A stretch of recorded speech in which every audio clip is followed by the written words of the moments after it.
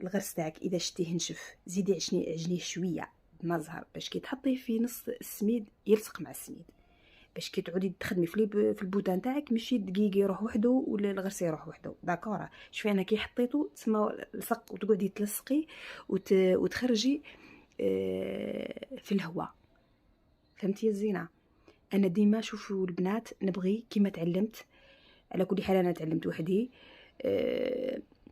نبغي نمد الفكره للبنات باش يتعلموا.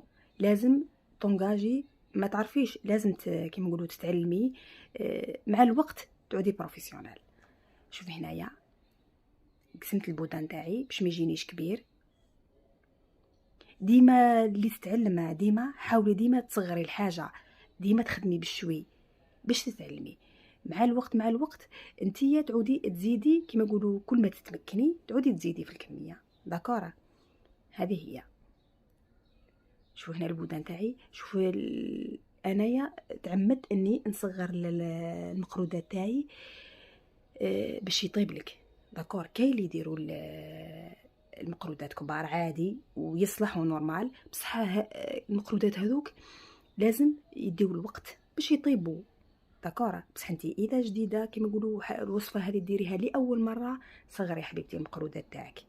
داكور، وطيبي وقلي في يا مقله تكون ثقيله ولا كاسرونه تكون ثقيله. داكور، انا عندي كاسرونه ثقيله قليت فيها نورمال.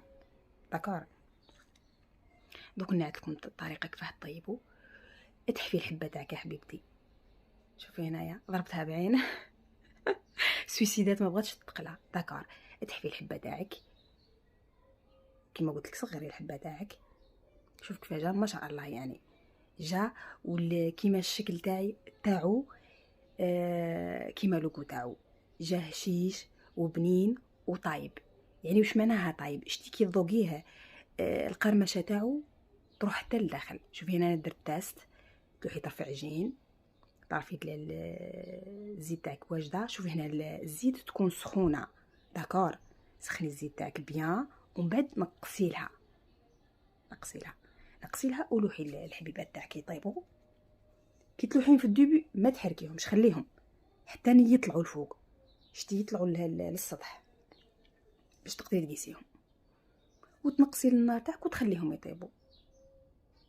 شوفي هنايا طابوا هنايا، يعني سرعت برك الفيديو.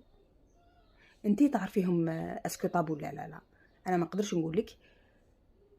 داكور، هما باين على الوقت، باين يعني ماشي ثمثمي حمار وتنحيهم. اتونسيون،